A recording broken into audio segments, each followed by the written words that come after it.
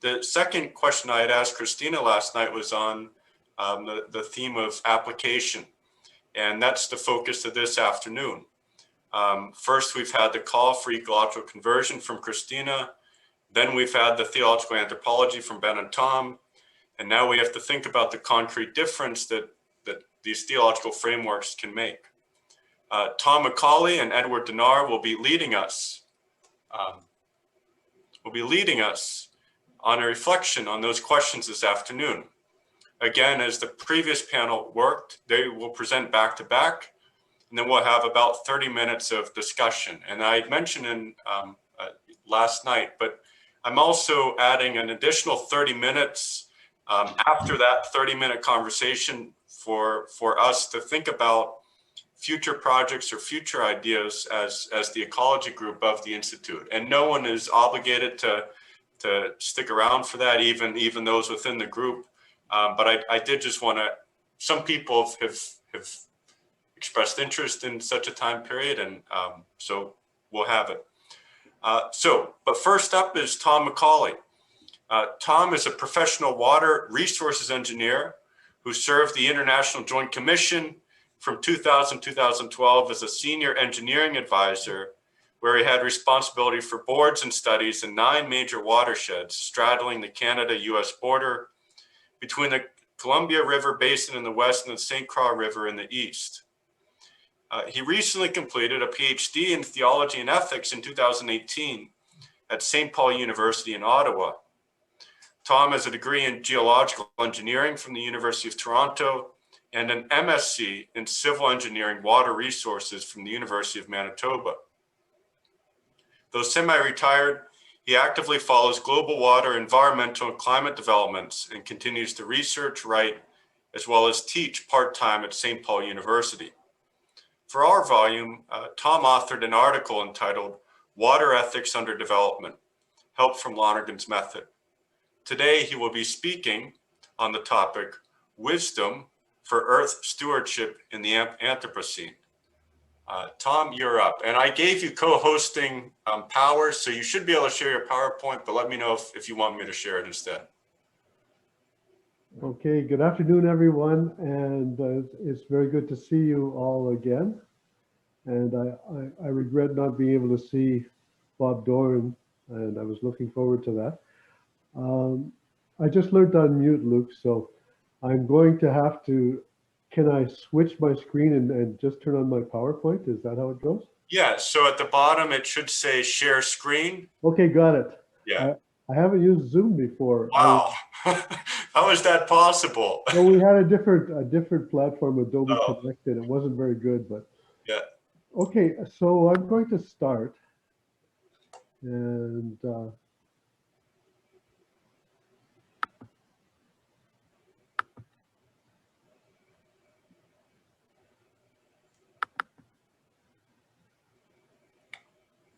okay, yeah, we can see.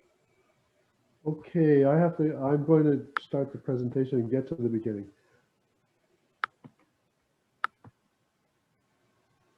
Yeah, we can see it.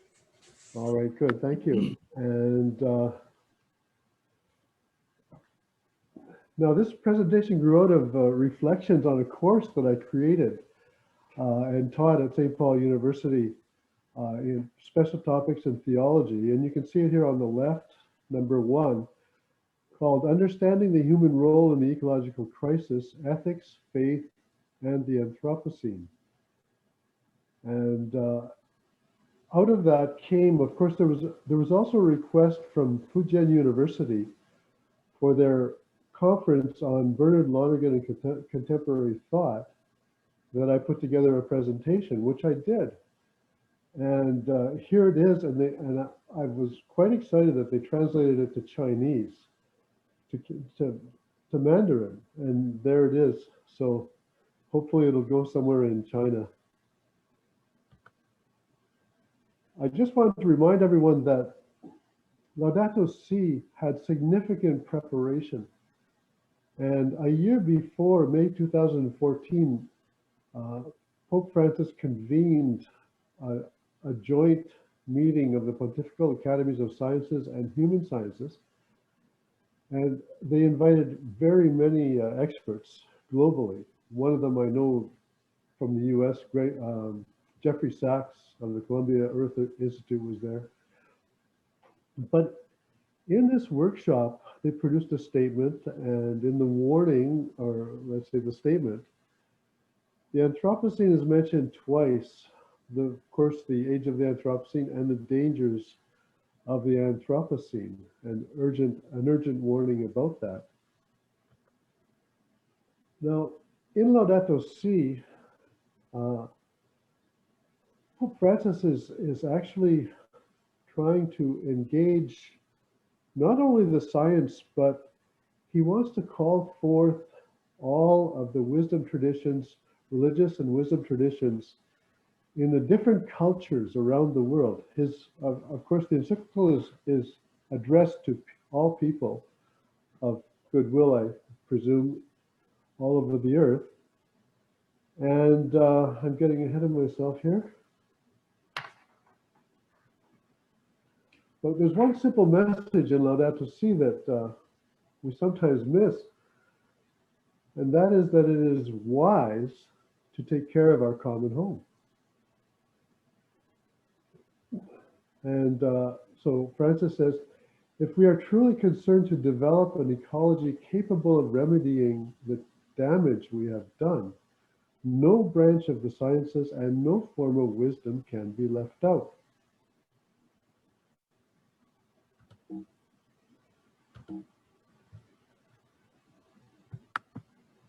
Okay, when I hit enter, it doesn't change. I have to click on the screen. And so you can see symbolized here, more or less, the very perilous possibilities in the Anthropocene from bad to good, and the role of human responsibility for the earth. Now, the term was coined by Nobel laureate chemist Paul Crutzen in 2000 and defines the Earth's most recent geologic time period as being human influenced or dominated. It is based on overwhelming global evidence that the atmospheric, geologic, hydrologic, biospheric, and other Earth system processes are now altered by humans.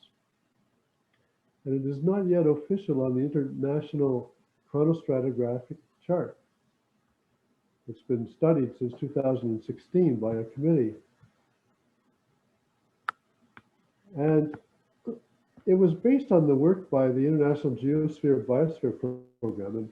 And as you can see here, 1950 was proposed as the beginning of the Anthropocene epoch. Based on this great acceleration, the uptick that you see in all the metrics that were used in the program.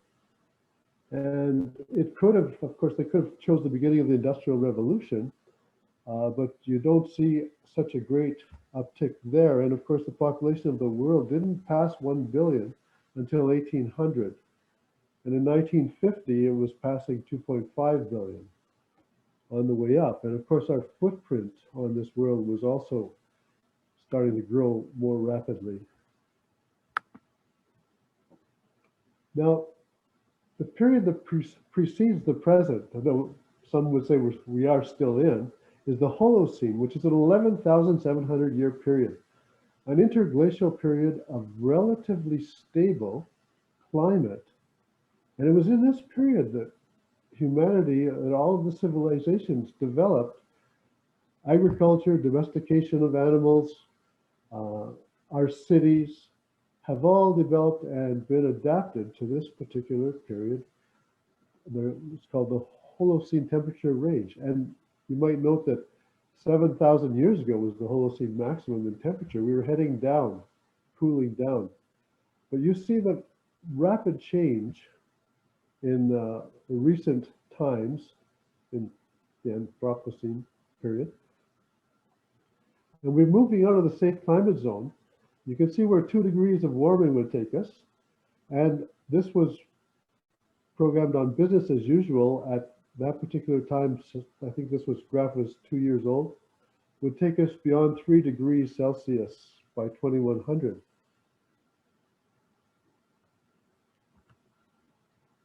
Now, the International Chronostratigraphic Chart is very important. to geologists and earth scientists. It's like the periodic table for chemists and physicists. And it's used by all nations, and it's the standard reference for recognized geological units and events for the more than 4 billion years of geological history. You can see how the Anthropocene would appear on it in the small takeout of the chart on the upper right. And, but that is, follow the red lines back, that is that little ellipse that's at the top of a cutout of the whole geochronostratigraphic chart. So this is only the Paleozoic in the middle, and it's a small fraction of the Paleozoic at the top that we're talking about the emergence of human beings. Let's say we've got the chart on the right, the Pleistocene. So that's 2.6 million years ago, which was just about in between the Australopithecines and the Homo line, Homo erectus, Homo habilis, and others. Now I'm going to take you into an exercise of imagination. And this is a slide directly from my course here.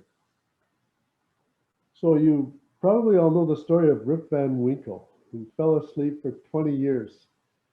And he woke up and the world was changed. Now, picture that you're Cro-Magnons 20,000 years ago, and you kind of fell asleep. In a wee blink of time, 20,000 years is not much in geological time. You wake up, you emerge from this cave, and you see the world as it is now in front of you. And you see great skyscraper-covered cities, and jets passing overhead, and satellites in the air. And you're just astounded. And of course, one of you is bound to say, well, is that what our kids are going to do? But, so that's a take on the title Anthropocene, Anthropos changing the scene. Now, I know I'm preaching to the choir a little bit here, so I'm going to be very, very brief. I just wanted to highlight some of the sources that I'm using.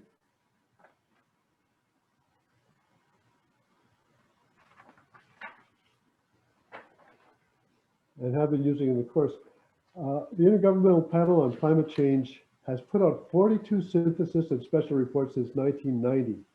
A lot of work has been done, and the United Nations Framework Convention on Climate Change has had 27 sessions since 1995. And they came out, of course, with the very important Paris Accords. And I wanted to highlight some recent things. There's been enormous advances in the earth sciences. And one of them is that, of course, probably most of you know that there's been coring, dozens and dozens of cores through the ice in Antarctica and Greenland.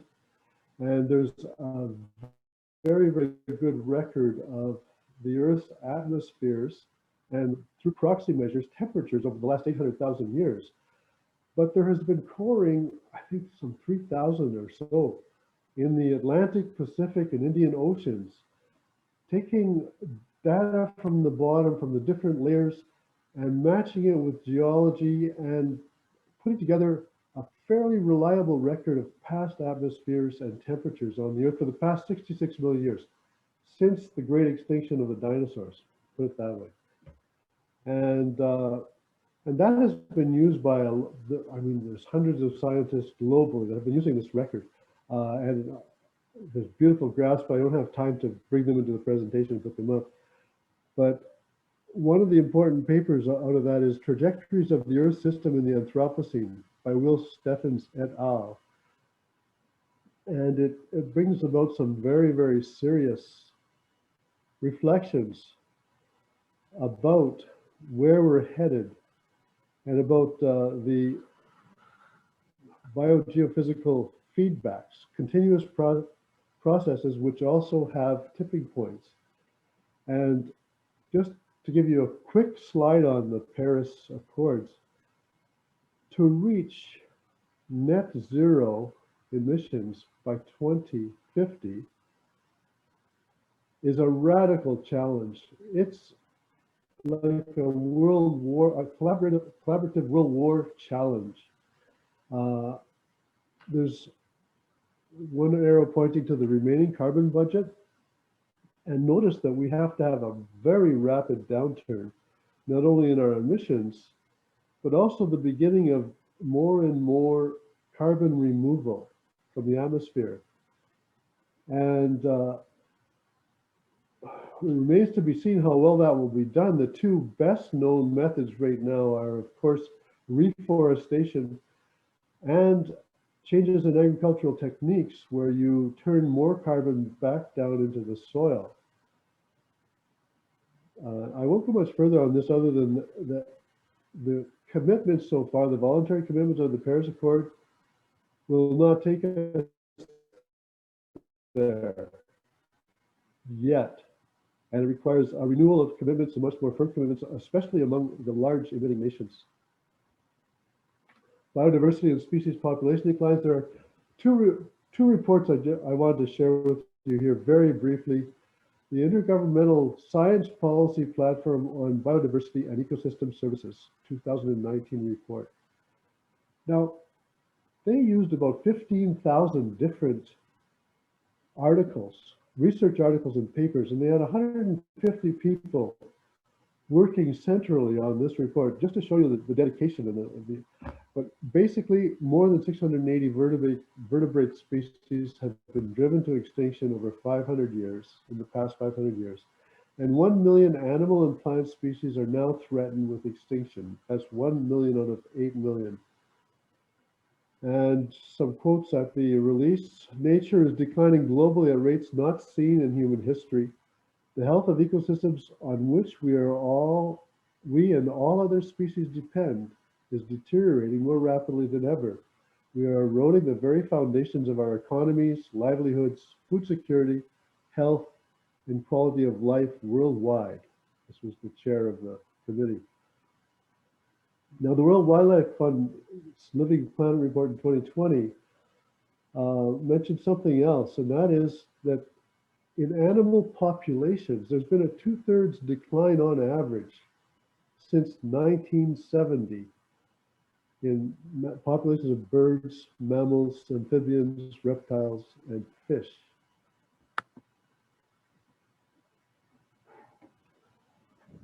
This is my take on something that Jane Goodall said. And one of our close friends in the animal world is reflecting on human beings. And to further that reflection, I go to theologian Tony Kelly, Australian, who finds that we have prematurely self-designated as Homo sapiens. And of course, you know that sapiens is wisdom, wise man. He says instead of self-congratulations, this self-designation has come to signify a hope that we will have the wisdom to face the crisis our misdirected energies have largely brought about. Given the scale and intensity of the problems that confront us, wisdom has become not the presumed endowment of Homo sapiens, but a hope for some kind of new enlightenment.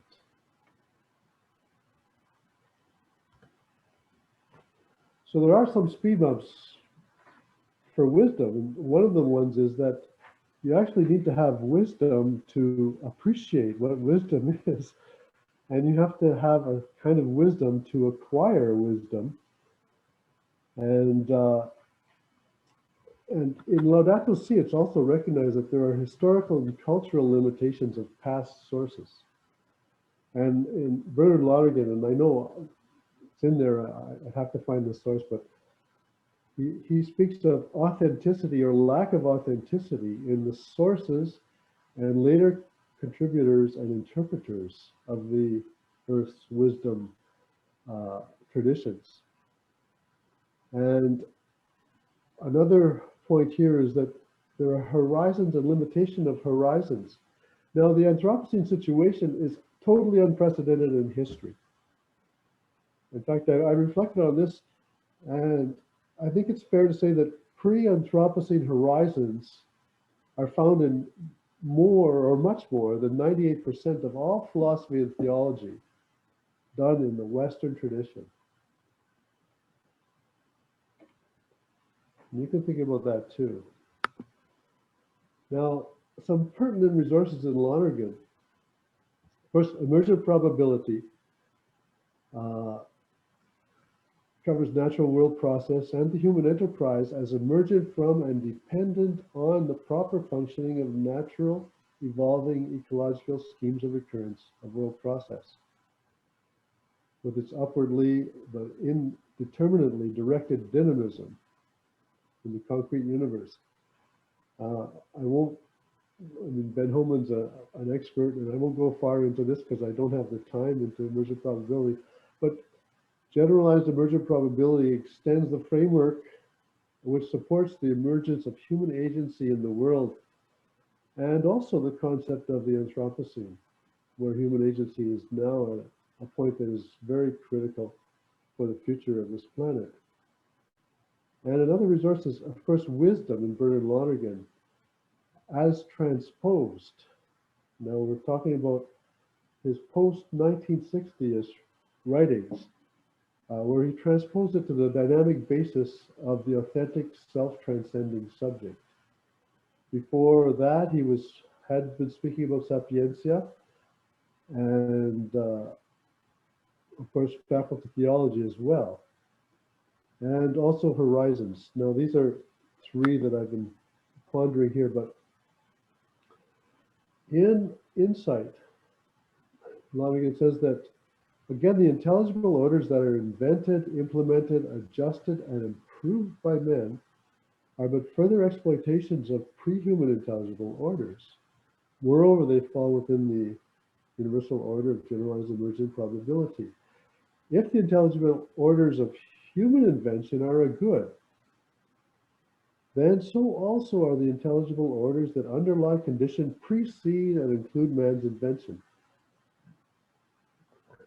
And now, part of the screen I can't see because everybody's, oh, there, I put everybody's picture up top. When he's speaking in CWL 5, anyways, page 226, there's value in improving the orders, intelligible orders, but there's also value in the sense of avoiding what destroys the actual functioning order.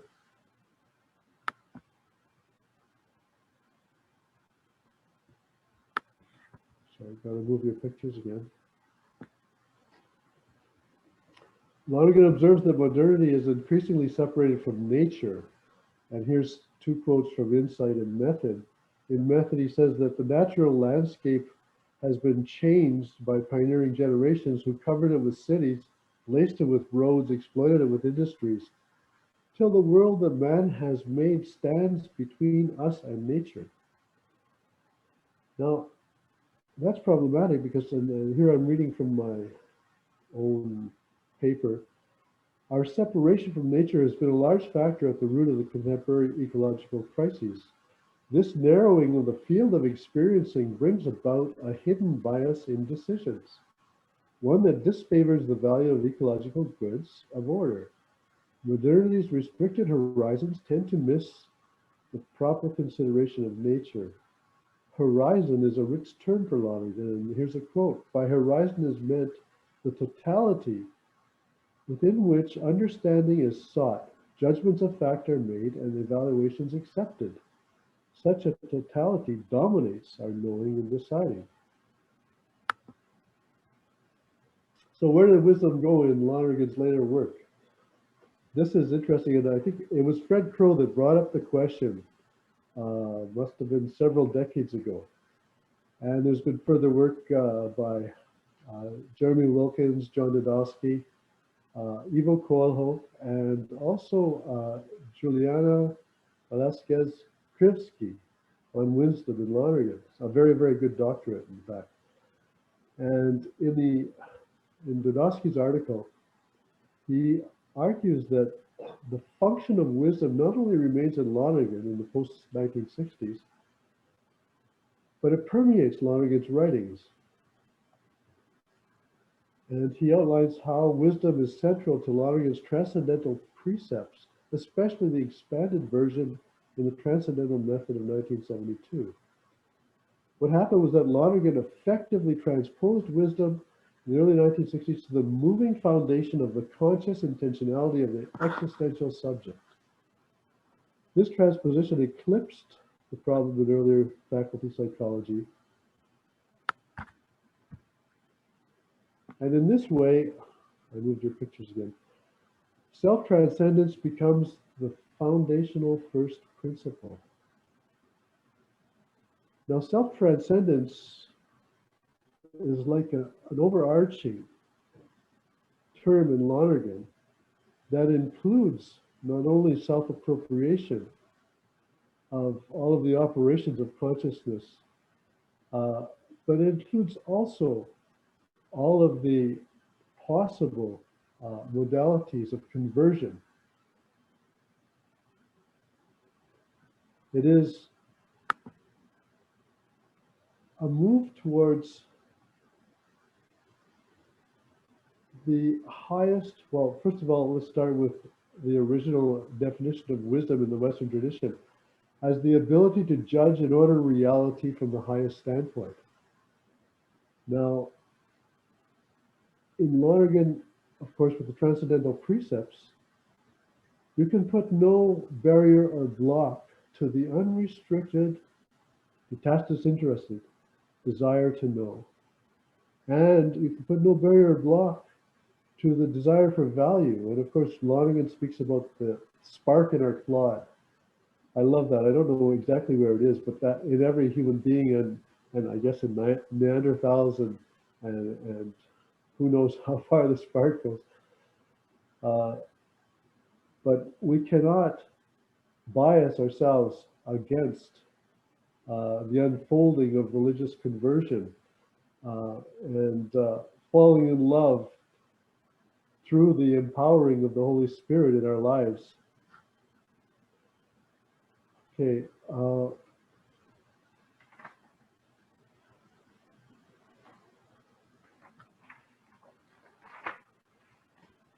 Got to hold myself. I'm already at the conclusion, concluding remarks.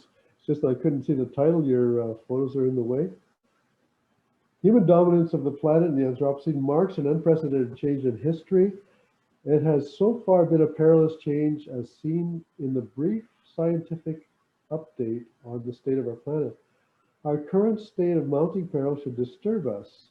Essentially, we are eroding the very foundations of our economies, livelihoods, food security, health, and quality of life worldwide. This is obviously unwise. I've emphasized responsible stewardship in regards to the current deepening ecological crises. Others could expand on the role of wisdom in advancing towards creative solutions for the world's social inequities. Remember, Laudato Si speaks of hearing the cry of the poor and It's the 2 o'clock. cry of the world. So my appeal is for the path of wisdom to be emphasized, taught, and broadly expanded in education, governance, and all sectors of our societies. A profound cultural shift has become imperative. However, transformation of outer environments cannot effectively happen without a transformation of the inner environment. Without radical cultural changes, without transformation of the subjects that produce and live by meanings and values, the inner resources we bring to address the threatened ecology of the planet will reflect our stunted horizons. Wisdom, as we found in Lonergan, has the opposite tendency. It is a dynamic wisdom cultivated in authentically self-transcending subjects. As an appropriation of immanent norms of human consciousness, it can adapt and be adapted to a plurality of starting points and cultures. Responding to Pope Francis's problem, it is a wisdom that broadens horizons and can creatively renew and change meanings and values of cultures progressively towards well-being of the whole planet. Thank you. And This is a photo. I was cross-country skiing yesterday, and this is a beautiful little area that I've skied through. Any questions? Or do we have time for questions, Luke? Well, I think we'll have Edward go next, Tom, and then people will have time for questions for you. Okay. Okay, great. But yeah, thanks for your excellent talk, Tom. I think you really do a marvelous job excavating some very interesting passages from Lonergan that certainly I've never noticed before, but have a pretty strong resonance in light of the contemporary situation. And I also think it's clear in this talk that this emerges out of it's nice to see someone who has worked in the field and this kind of Lonergan's work and thought speaks to that work and to the wisdom that I'm sure you've exhibited in your work in water engineering. On that point, we'll see if we can stop the share here, Tom. Oh, okay, thank you. Okay, good. On that point, in terms of wisdom and the need for responding to the acceleration of climatic change, a book I use whenever I'm teaching green discipleship now. It's from David Cloutier, Walking God's Earth. It's a very undergraduates like it a lot. It's short, but he talks about that besides transportation, urban design is probably the most important subject to think about whenever it comes to resolving what's happening to our common home.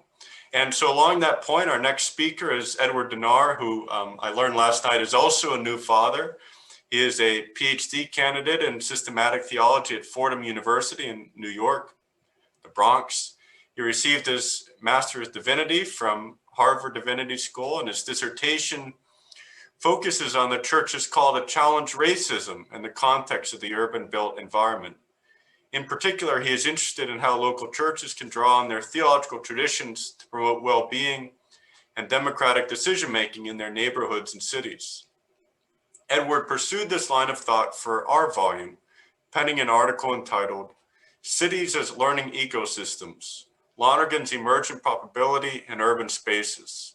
Today, he will speak on, I'm going to make you a co-host, Edward. Today, he'll speak on the topic, Integral Ecology and an Ecclesiology of Urban Life. And I think it'll dovetail well with the papers we've heard already. So Edward, I'll turn it over to you, and you can share your screen now. Thank you, Luke, and thank you, Tom. Given that this colloquium is in part a book launch, a belated book launch for Everything is Interconnected, this afternoon I'm going to revisit and expand on my thinking from that chapter in the volume that Luke just mentioned. In that chapter, I noted development in the vision of the city in Catholic social teaching that culminated in Francis's description of urban areas as human habitats that can be shaped toward the ends of human flourishing and respect for creation. Drawing on Bernard Lonergan's account of emergent probability, I consider the implications for a vision of the city as an ecological system. So today,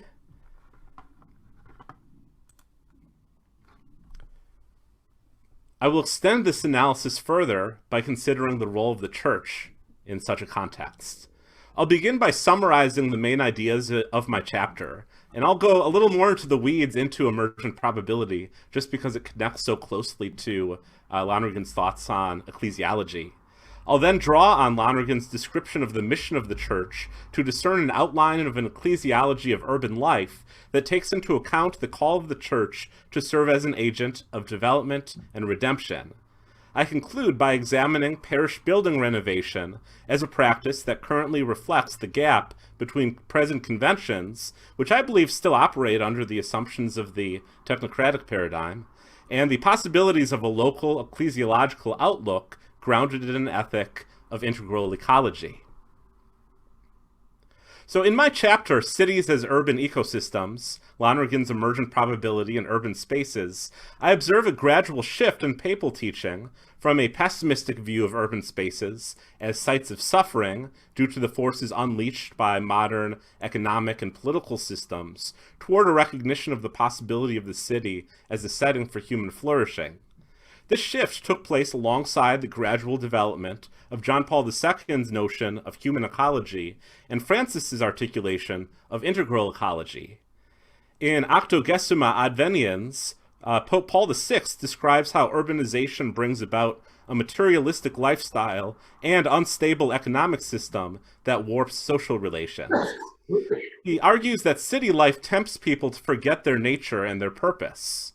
According to his understanding, by disrupting traditional forms of community, urban life frays the forms of relationship necessary for human fulfillment, leading to transience, loneliness, and alienation.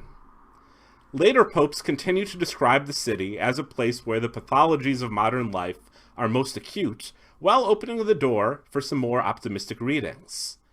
John Paul II introduces an association of urban suffering with the ecological crisis. In Centesimus Annus, he develops the idea of a human ecology, a reality of interdependence and relationality that requires protection from economic forces in the same way that the natural world does. In articulating this concept, he emphasizes the form of the urban environment needed for flourishing.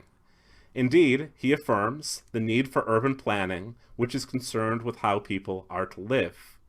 Because sin is concretized in human environments, sometimes quite literally, bold action is required for the redemption of these spaces. So he writes, the decisions which create a human environment can give rise to specific structures of sin, which impede the full realization of those who are in any way oppressed by them. To destroy such structures and replace them with more authentic forms of living in community is a task which requires courage and patience. John Paul links the experience of dehumanization in the city to humans' act of forgetting that they too are creatures whose flourishing is connected with the rest of creation. In Laudato Si, Francis treats the design of the city as a factor in an integral ecology that further joins together environmental integrity and human well-being. While still acknowledging the challenges of urban life, he also affirms the potential of the city. He marvels at the beauty of a skyscraper. He refers to our rooms, our homes, our workplaces, and neighborhoods as sites where we use our environment as a way of expressing our identity. He recognizes the witness of neighborhoods where love, creativity, and community overcome poverty, crime, and overcrowding. In an echo of John Paul's exhortation to urban designers, he urges these practitioners to take into account people's thought processes, symbolic language, and ways of acting in the course of their work. For Francis, an integral ecology must take the city seriously, both as a context for the majority of the economic production and consumption that places strains on our sister Mother Earth, and as the place where billions of people live out their daily lives. This gradual recognition of the city as itself ecological in Catholic social teaching, particularly in the city's role as a habitat for human beings, has resonances with debate and urban theory about how to conceptualize the city from the perspective of policy and planning. Urban design theorist Kevin Lynch finds that even helpful metaphors and models for understanding the city fail to take into account the complex tensions and contradictions of urban life. The cities contain some elements that are planned and others that arise spontaneously. They generate prosperity, but also perpetuate poverty. They are resource intensive, but also make possible ecologically low-impact lifestyles. Metaphors for the city tend to simplify these tensions or bring untenable assumptions into analysis. So, for example, the image of the city as body or organism is one favored by many thinkers, including Jane Jacobs, whom Lonergan respected greatly. Jacobs believes that the city is an example of organized complexity, similar to biological organisms. But while the idea of the city as body might help analysts note cities' patterns of self-regulation, growth, and rejuvenation, that model tends to understate the importance of procedural decision-making. It also risks lending support to assumptions about urban life that are empirically discredited, but nonetheless tend to persist in political rhetoric, such as the idea that crime and poverty are in danger of spreading like a contagion. A sense of the city as a machine favored by modernist technocrat and architect Le Corbusier, does helpfully highlight the technical dimensions of the city that can benefit from intervention from engineers, such as traffic patterns, health codes, and infrastructure. But it vastly oversimplifies human behavior and risks justifying practices of social and political domination. Responding to the risks of such metaphors, Lynch proposes a model of the city based on what he calls performance metrics, or performance dimensions, that measure the extent to which cities support certain aspects of human flourishing. His performance dimensions include factors like access, transparent decision-making, and easy navigation, as well as meta-criteria such as efficiency and justice. A city must make effective use of limited resources and distribute its benefits equitably. Recognizing the need for some sort of general model or metaphor to tie these metrics together, he provisionally proposes a loose sense of a city as a learning ecosystem, in which humans, as the dominant animal, consciously restructures materials and switches the paths of energy flow. I find this idea of the city as a learning ecosystem to be attractive because it can encompass those contradictions and tensions of city life. It includes the idea that through just policies, the human habitat can be made better, while also acknowledging that there are dimensions of urban life that are outside of direct control. And indeed, that the city as a learning ecosystem is dependent upon broader ecosystems. I argue we can begin to work out the implications and possible usefulness of a model of the city as a learning ecosystem by turning to Lonergan's articulation of emergent probability. In Insight, Lonergan introduces emergent probability as a worldview that recognizes the complementarity of classical and of statistical investigations from the viewpoint of knowing. A classical heuristic seeks constant and abstract laws, whereas statistical investigations recognize variable yet probabilistically measurable outcomes. Lonergan asserts that we can combine these heuristics by recognizing that processes in the world unfold through distinct cycles, or schemes of recurrence that repeat based on probability. A given scheme or series of schemes sets the grounds of possibility for new schemes of recurrence. Emergent probability offers an explanatory framework that accounts for the appearance of new phenomena, while also recognizing that such development is subject to limits and laws. In Lonergan's words, the world process is open, but increasingly systematic. Processes and realities unfold successively, but contingently. As it applies to their intersubjective systems of shared meaning, human beings participate in emergent probability through self-transcendence, the accumulation of insights and judgments, and the application of new knowledge to the social order. So, for example, the existence of a physical telecommunications infrastructure and the social practices of the service industry made possible the extension of the internet to consumers, which in turn facilitated the emergence of cultural communities that had not been previously possible, as well as colloquium over Zoom during a pandemic. For each of these steps, human inquiry and judgment rather than natural processes drive the unfolding of progress. Human society and culture develop when individuals and community take responsibility for their own self-transcendence to advance in understanding and preserve the authenticity of shared social meaning. One dimension of development in society is the extension of goods from individual attainment to collective access. The numerous intersubjective processes involved in society give rise to systemic sharing of desired goods, which Lonergan terms as the good of order. He explains that this consists basically in the ordering of operations so that they are co-operations and ensure the recurrence of all effectively desired instances of the particular good, and the interdependence of effective desires or decisions with the appropriate performance by cooperating individuals. So, for example, one person's desire for education and intellectual growth is an individual good. The good of order consists of institutions, processes, and cultural meanings that support widespread access to literacy, educational opportunity, and intellectual inquiry. This process is not inevitable. Processes and goods can take a turn toward harm. The possibility of development depends on the functioning of the schemes of recurrence that set the conditions for the emergence of a process in the first place. And Tom made this point earlier. An economic system that depletes or pollutes natural resources diminishes its own long-term sustainability. Furthermore, when human beings exercise agency over certain schemes of recurrence, insights and judgments of individuals and groups can, and often are, tainted by bias that judges egotistically rather than according to the drive for intelligibility. Lonergan associates such bias with social evil. The effects of bias on shared common sense accumulate, dragging societies into cycles of decline that are difficult to correct.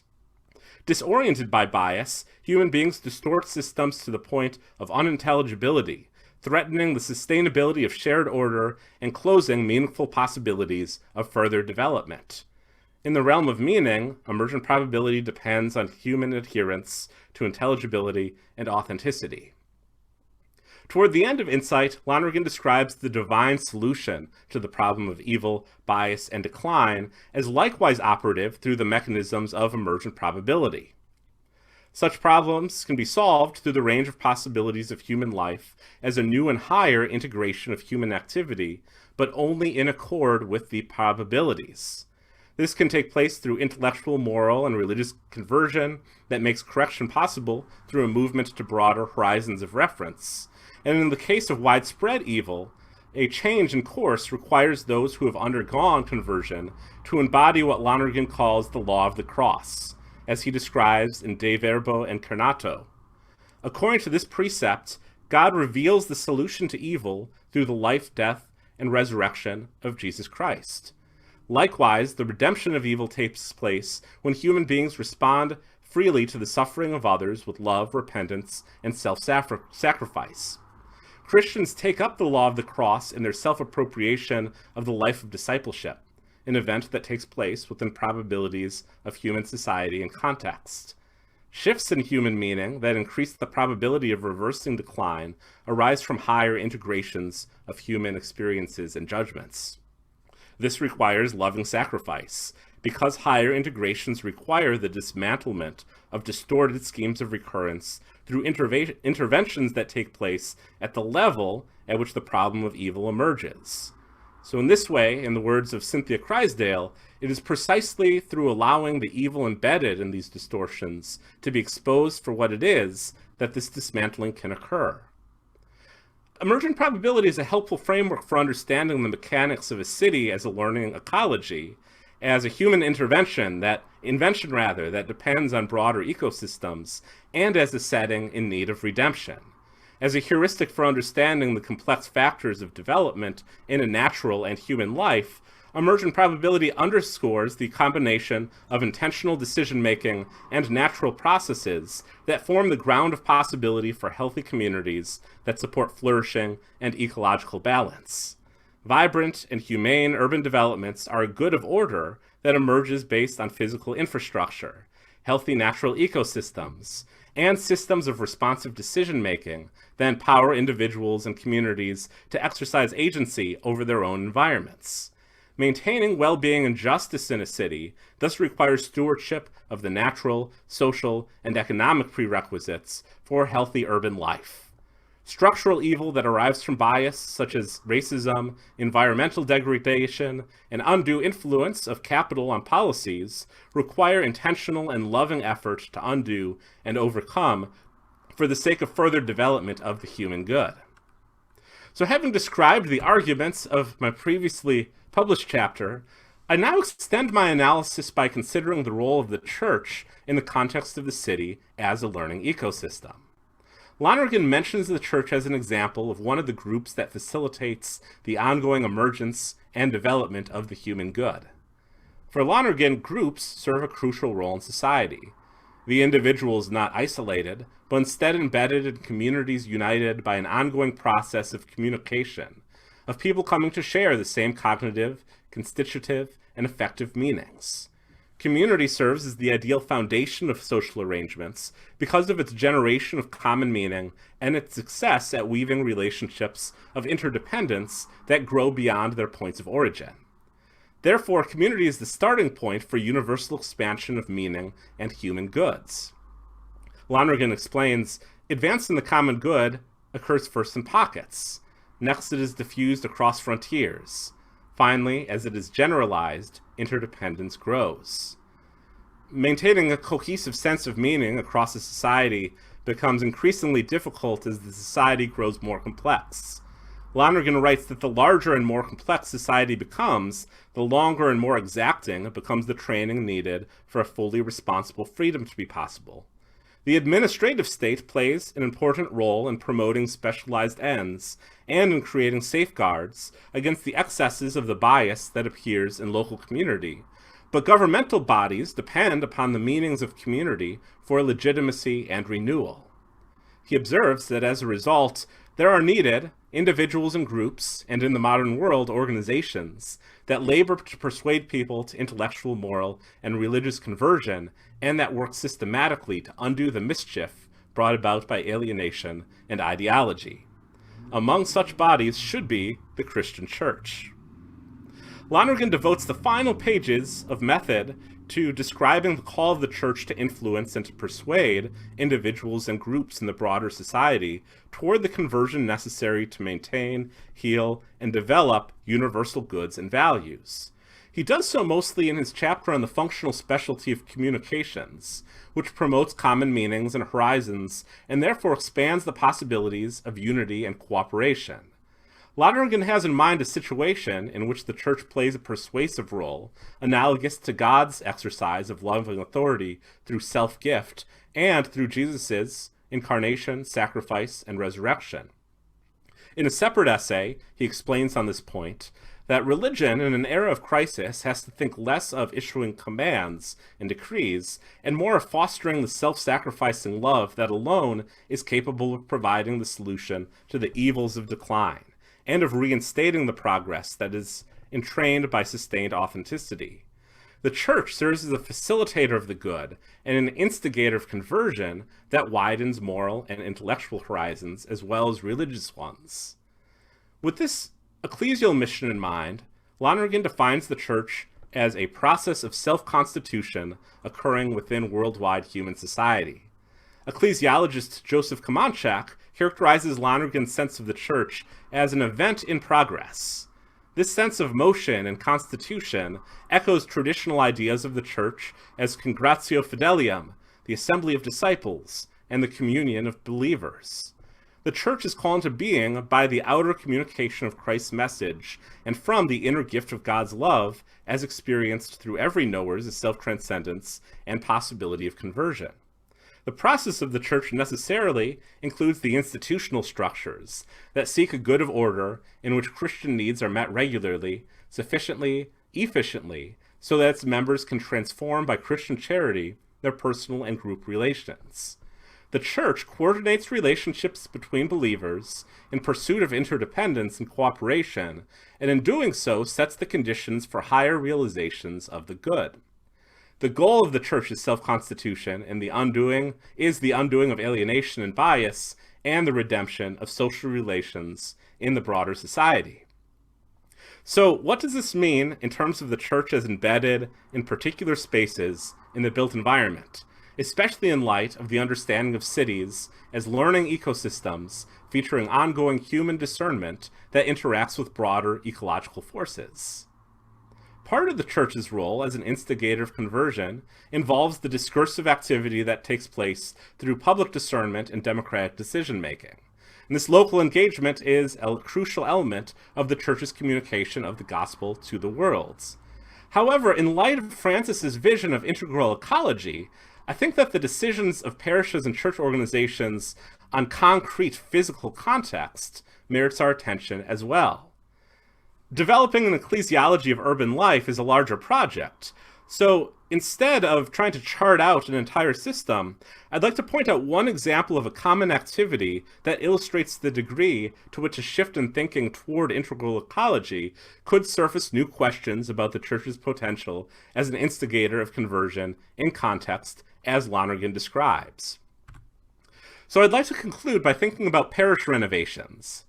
This is by no means the only example of discernment about a church's physical presence, and at a time of declining church membership and funds, it is increasingly an option available only to well-resourced parishes.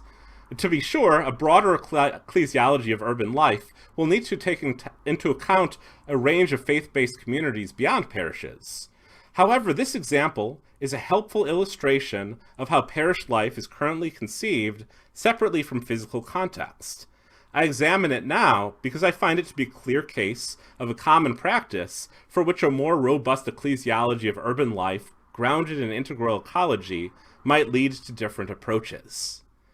Renovations require a time of intentional reflection upon parish priorities, including membership and programmatic aspirations. For some communities, it's the only time at which there's a structured communal discernment over the identity and direction of the parish. In the United States, norms and guidelines of parish building renovation and construction are laid out in the USCCB document, Built of Living Stones. The document begins, "One of the most significant and formative experiences in the life of a parish community is the process of building or renovating a church. As part of that process, parish members are called upon to study the church's teaching and liturgical theology and to reflect upon their personal pieties, their individual tastes, and the parish history. By bringing together these personal and ecclesial elements in faith and in charity, parishioners help to build a new structure and to renew their parish community." In this introduction, and throughout the document, explicit recognition of the civic or social fabric of the neighborhood and the impact of the church's presence on that context is intermittent. There is a brief reference to the visual impact of the building on its natural surroundings and the potential of a beautiful building to serve as an instrument of evangelism. There's also a section on parking lots, concerned mostly on ensuring that all who approach are helped to make the transition from everyday life to the celebration of the mysteries of faith.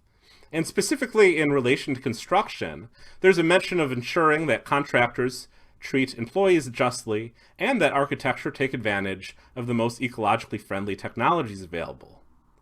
Overall, though, both in these guidelines and in common practice, concerns related to the holistic ecological context of the church building are ancillary at best. Rarely do such efforts involve ecological analysis beyond technical considerations such as energy efficiency or landscaping, as important as those questions are. Consultation outside of the parish membership is often limited to two things: coordination with other churches in the diocese, and secondly, the legal questions of what will pass zoning requirements, which are most often concerned with municipal historic preservation or parking lot requirements. But let's imagine a parish renovation guided by the principles of integral ecology and a recognition of the church as embedded in the city as a learning ecosystem. Such an approach would recognize the church building as a factor in the ongoing development in the neighborhood or city, and the renovation as an opportunity to discern and challenge some of the instances of social sin that affect local life. The planning process might involve members of the parish conducting one-on-one meetings with local neighbors or civic groups about how the church fits into the fabric of the area and the aspirations and challenges of the broader community. The consultations with the diocese and other local churches might consider local needs and missional priorities that a renovated building could open up. For each step of the design, architects might consider not only the aesthetic experience of worshiping in the site, but also how the church property interacts with what Jane Jacobs would describe as the ballet of the neighborhood life around the building. And with Christina's presentation yesterday, that got me thinking about how church buildings and church properties could encourage and provide occasions for ecological conversion. There's so many possibilities there. By taking into account Francis's call for an integral ecology that recognizes environmental stewardship as intertwined with human flourishing, especially that of the poor, and Lonergan's account of overcoming evil through the law of the cross, a building renovation might serve as a time to radically consider standard practices in light of their connection to social sins that hurt the earth and the human community, and perhaps to embrace the uncertainty and even risk local tension in the course of discovering new approaches. So for example, rather than just accede to local parking lot requirements that so often reflect automobile-dominated priorities, what if parishes challenged local ordinances that require excessive parking, that reduces the walkability of neighborhoods and contributes to local groundwater pollution? What if instead of expanding parking lots, parishes considered how to reduce their dependence on cars and scaled back the parking lot to reclaim green space? A part of my research right now is looking into a network of churches in San Diego that are building affordable housing on the church land. And in many cases, that's on underused parking lots. What a great example of integral ecology, replacing underused infrastructure for cars with housing to make neighborhoods more accessible and more walkable to people who would like to be a part of neighborhood life.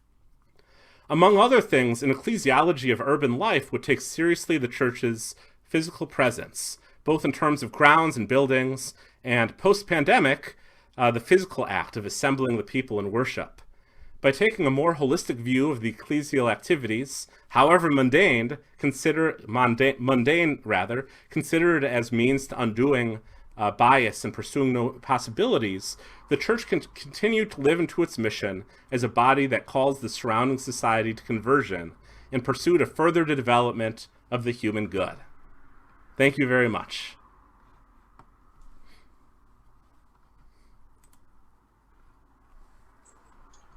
Yep. What a fascinating paper, Edward. Again, I remain very impressed at both the clarity of your presentation, but also, how concrete it is. I know Christina in the chat mentioned St. Gabriel's Church in Toronto, Canada, it's a very interesting example of ecclesial design that tries to take into account integral ecology. I know this doesn't apply to an urban setting, but where I'm from in Appalachia here, the Appalachian bishops in the 60s and 70s tried to build churches that kind of reflected the local ecosystems of the region. Really interesting, and great kind of ecclesial leadership that in a lot of ways is lacking in this region now. But anyway, so that was excellent. I thought there was a lot of correlation. I thought Edward kind of dovetailed back into Christina's presentation to think about an urban environmental ethic. So I think we've really wrapped up this well. Are there any questions or comments in response to either Edward or Tom's? Yeah, I have a question, or just a comment, really, and it's more for Tom, although it could be Edward might want to respond to it. We're approaching a cliff climate-wise, and we could. One of my frustrations as an environmentalist who's also a Lonergan scholar is that the need to be patient with the slow and bloody work of knowledge and making its entry into human consciousness, to paraphrase Marianne Glendon, who I think was paraphrasing Lonergan. But anyway, wisdom is long in coming, Tom. So, like, I mean, the Anthropocene is just going to get worse in terms of human impact on the environment, and if the goal is to work for conversion of minds and hearts to a more cosmocentric understanding of human existence that might temper our impact on the planet, might arrive too late. So I guess I'm just wondering, like, how do you deal with the need for allowing for respecting human consciousness to develop at the same time as we're on a ticking time? Time is going quickly. I guess to make it more dramatic, I suppose, do we just force people to live differently?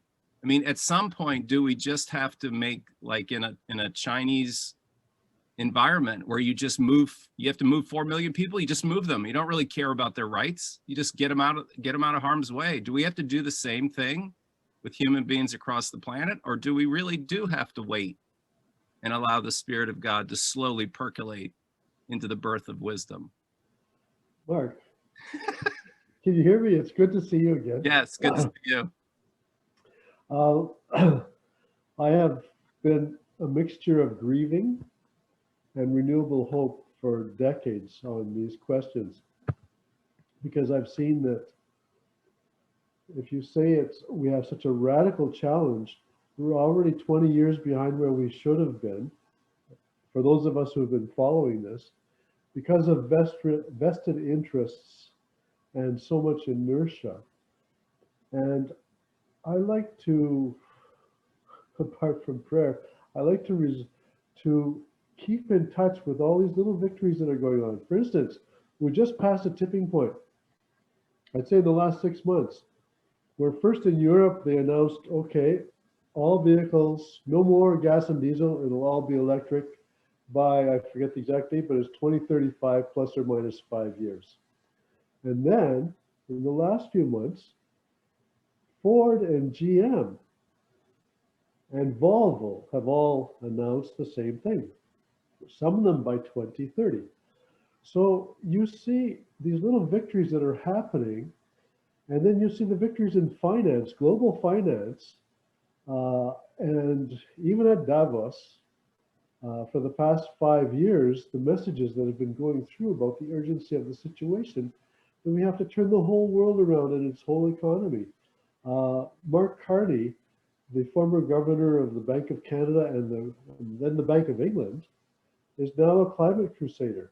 And in 2015, he did some very, very important things that have actually put huge multinationals, even oil companies, to the wall, that they have to leave some of their fossil fuel reserves in the ground, that we have a limited budget.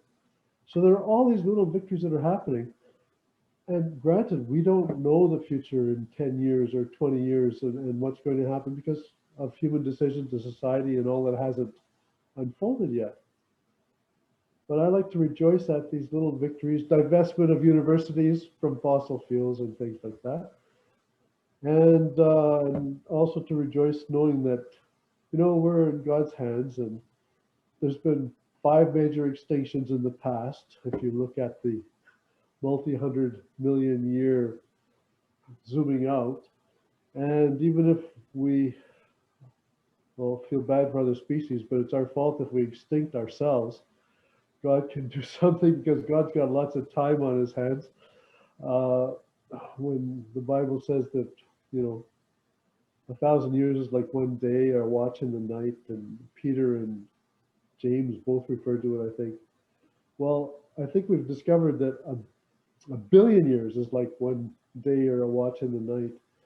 And we don't know the full unfolding, but so yeah. And sorry I answered so long, but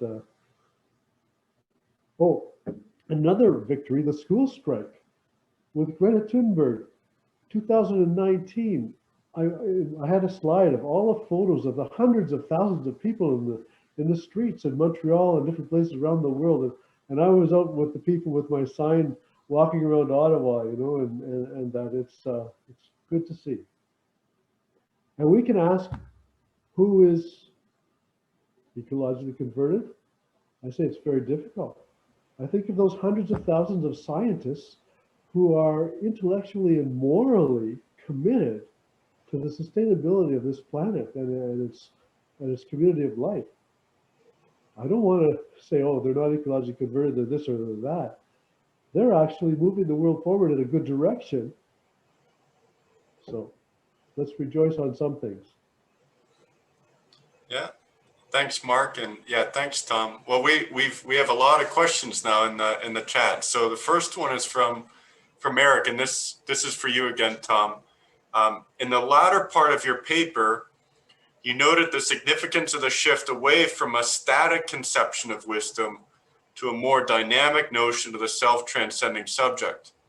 Why do you think this shift provides a better basis for combating the distraction of our common home?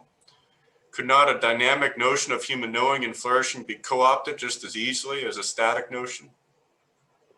First of all, a lot of the things that I haven't really communicated in this is that my appeal is actually to, for me, the word wisdom had kind of been a notional thing in the past. And my appeal is for us to emphasize, highlight, bring out into the open and into all of the education and governmental channels, every place where we need to actually grow in wisdom. And I think it might ring well in China as well. You think of the traditions in Asia, when you go back to Confucius, or even to the Buddhism and enlightenment as an enlightenment both to wisdom and compassion.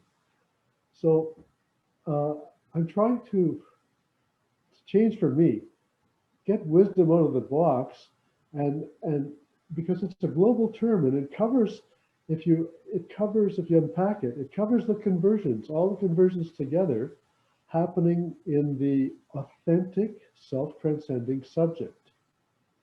And so the conversions that are modalities, like we know that if you're religiously converted, you might not at all be intellectually converted. You might be following fake news and conspiracy theories, and we've seen enough of that in the past.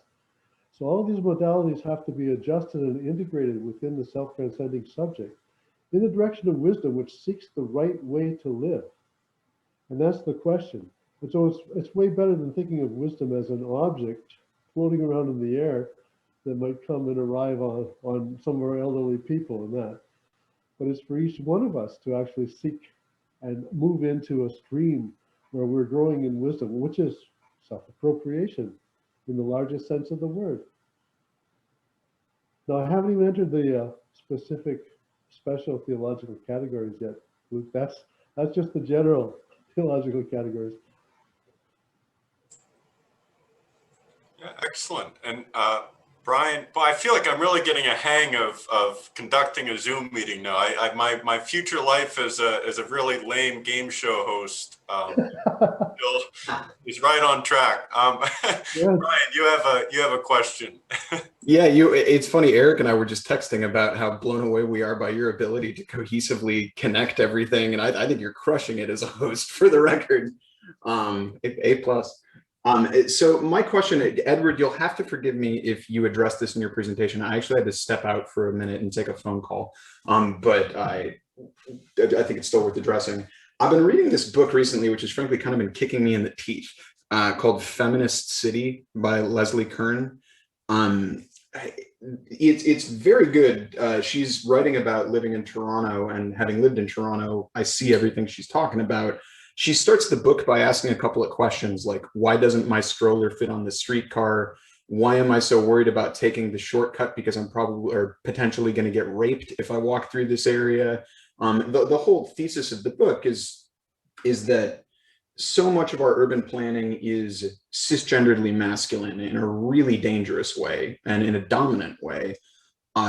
It seems especially resonant with questions of gender in sort of the fraught gender history of the Catholic Church, to talk about everything that you addressed in your presentation relative to gender. And I wonder if you have any thoughts about overcoming these problematics and giving new voices space for sort of integrating these things.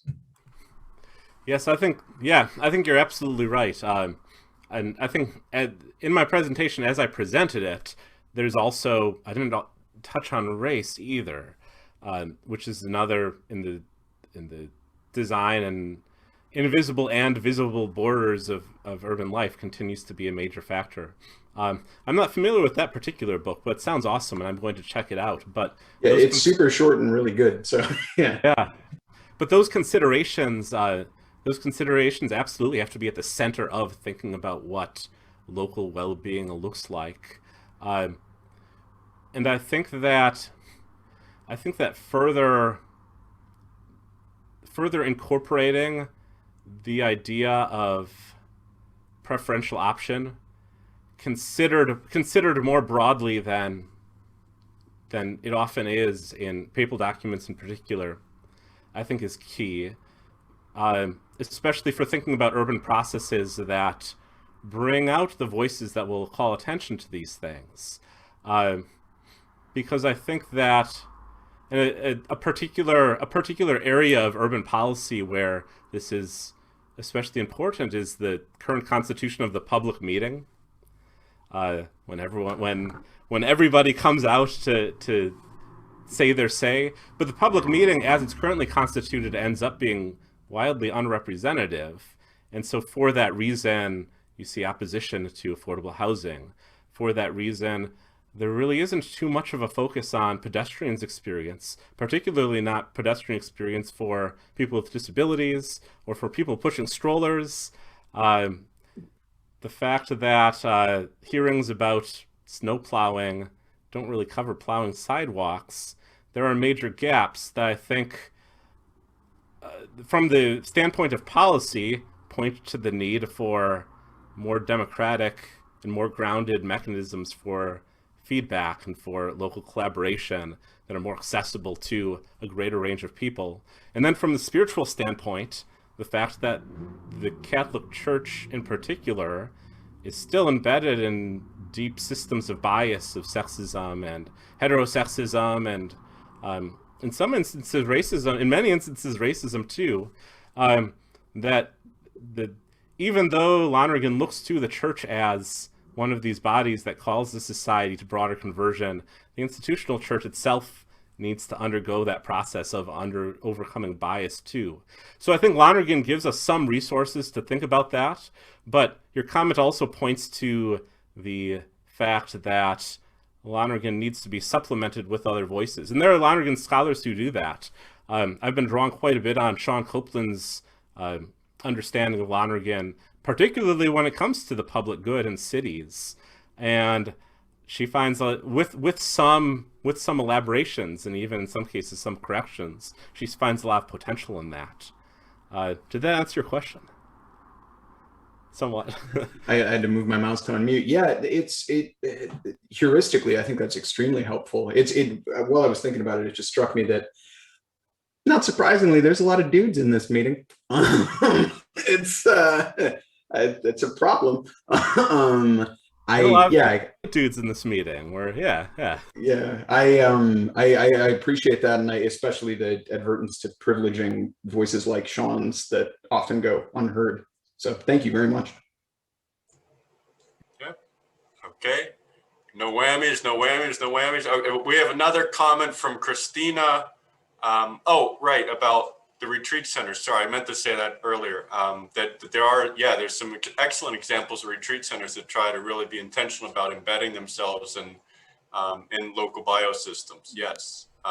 Could I quickly comment on that? Oh yeah, that would be great. And I'm not familiar with all these examples, and I really look forward to looking into them, as well as the book that you recommended yesterday, Christina.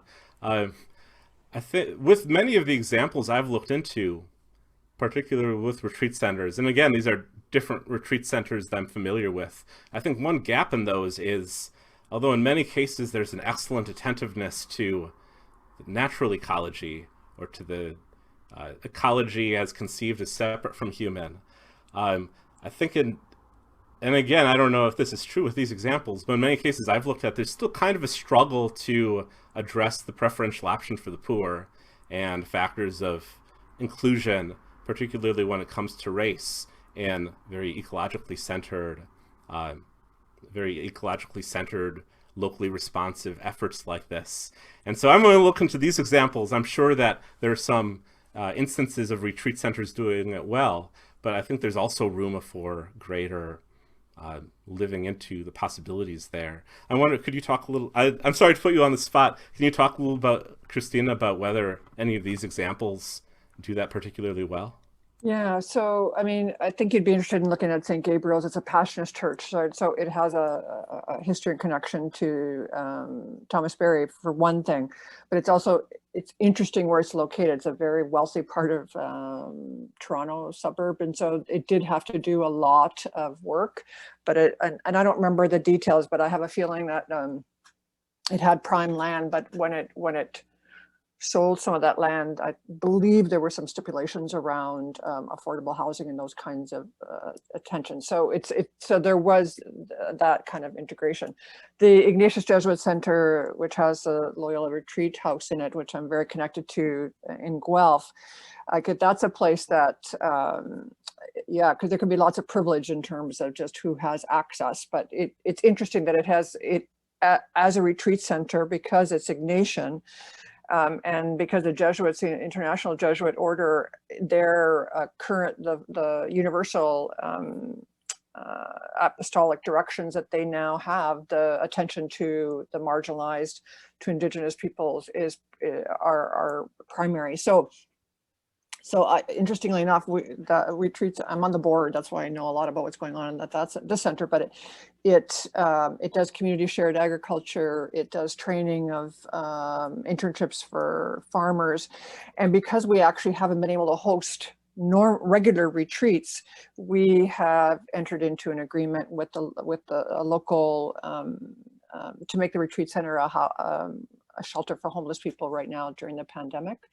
So, like there are lots of, I think it's still a place of privilege, and, it's privileged those who can afford to have the time to go to retreats.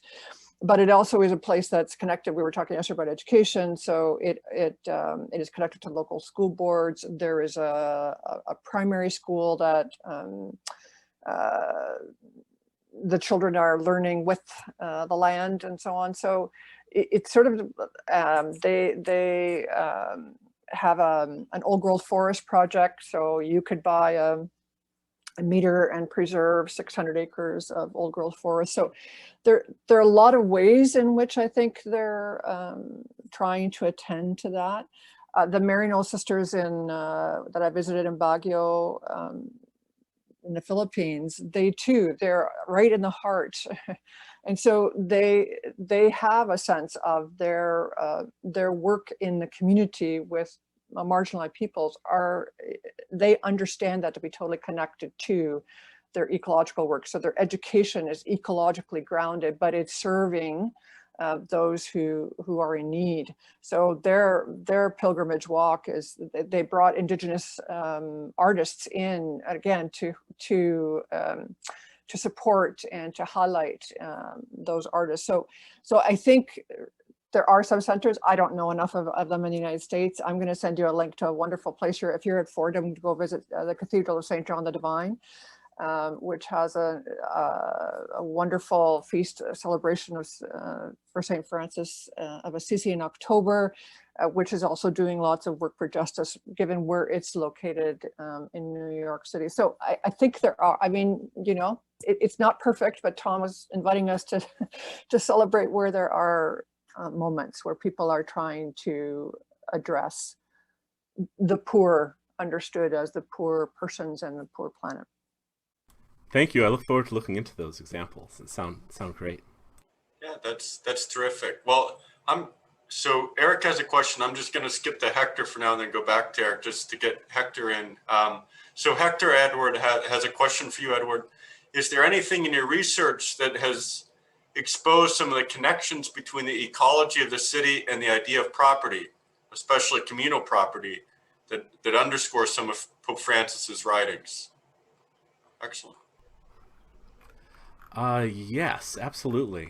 There's some interesting co-op models for affordable housing, because one feature in how, in general, U.S. agencies try to address poverty is to really push home ownership as an eventual priority, and that works for some people, but it also causes all sorts of distortions, as we see in homeowners' opposition to affordable housing, for example.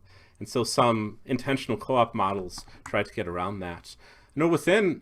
Within systematic theology and within ecclesiology, there's a lot of thinking about how administrative visions of land come from colonial origins. So I'm thinking of Willie Jennings in particular. I'm thinking of Kelly Brown Douglas on how control of land translates into control of bodies, especially bodies of color throughout U.S. history.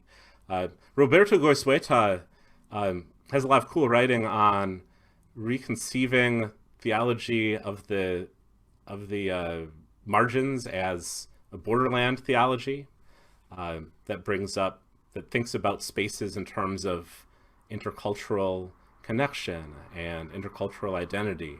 And he has some things to say about community relationships to land in the course of doing that. So yeah, I'd say that there are both really exciting urbanist and faith experiments and trying to think about what ownership means.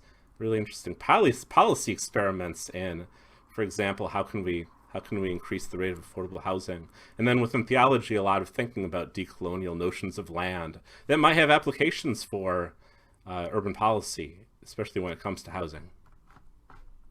Just a quick follow-up. I just wanted to say that especially your example about the renovation of the church brought up a lot of the experiments that have been done in Latin America, particularly around blurring the boundary between the public and the private. So this is not about making it private property, but it's not about making it a public space. It's an everyone owned space, and that comes with its own difficulties, but it can be theologically articulated more easily than it can be through policy. Yeah, thank you. Yeah, that's great. So Eric, one of Eric's questions, so I'll give this one to Tom. This one's directed to you, Tom, from Eric. So this is in reference to I think your earlier exchange with Mark. To Tom, how do you ensure that such victories are not only victories for the rich? Some victories disenfranchise people who can't afford new, more eco-appropriate cars. That's a good question, Eric. And you're taking me way outside the territory of where I was going to go in the lecture. But I realize that there are difficulties involved.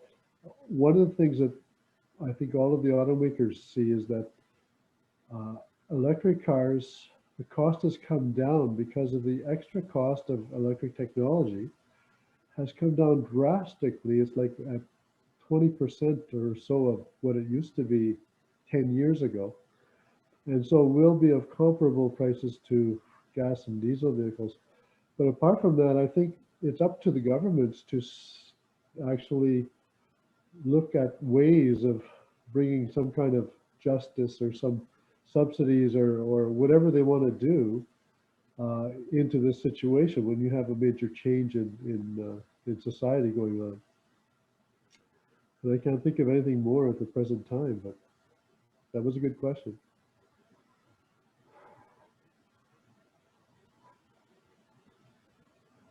And just one last question, and this is again from Eric for Edward. So I really appreciated your attention to the intersubjective character of the church. Toward the end of your paper, you turned to a concrete example within parish life, such as church renovation. Would you be willing to say a bit more about how you conceive of the role of the parish in the good of order, which is urban life? You provided some excellent concrete proposals, but what can the parish qua parish contribute to the good of urban order? Is it only on the level of institution, organization, corporate entity? Or is there a unique, perhaps even supernatural contribution to be made that distinguishes the parish as something unique within the good of the urban order? Yeah, great question. I think I recognize about myself that in my ecclesiology, I do tend to get very programmatic and very institutional. But yes, so along those lines, I think that there is a historical, institutional, and then a theological answer to that. And I'll start with the theological, and that is especially in the Middle Ages, but then to some extent too in the way that urban parishes were understood, particularly during waves of immigration to New York and the United States, and particularly on the East Coast. There's this theological and at times canonical idea of the parish as being responsible for all of the souls within its districts. And the definition isn't all the Catholics within its district, it's the well-being of all the souls within the the district. So there's this idea that the church community is this consistent presence that theologically, in the very kind of identity and structure of the church, needs to be attentive to its surroundings and the well-being of the area. That's not to say the church has always lived up to that. I think that John McGreevy's work on urban parishes is a great example of many, not all parishes, not quite rising to the occasion when it comes to racial change and racial tension, for example, when there really was an opportunity to be sites of reconciliation and such. But that's an idea inherent to the idea of the parish that's based on this supernatural sense of being a sacramental presence in a certain area that I think can be very fruitful. I think there's also partially because of that, there's also the reality that a lot of parishes, particularly in urban areas, have been there for a very long time.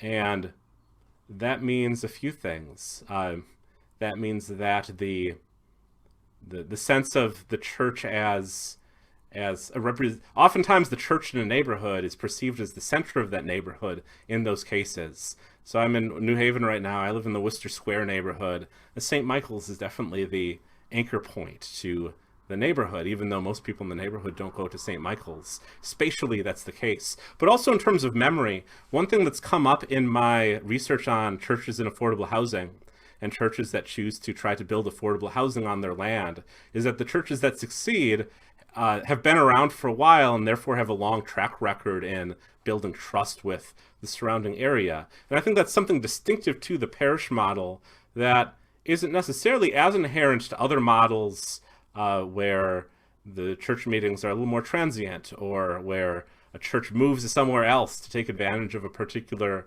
opportunity.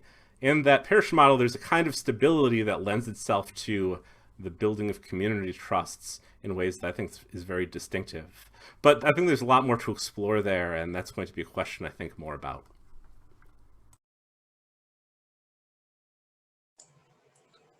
Excellent. Well, those were great questions. So thus concludes the kind of our official colloquium. Thank you to everyone. I saw Heidi just came in again. Brian also mentioned basic ecclesial communities for thinking about this. But thanks for everyone for coming.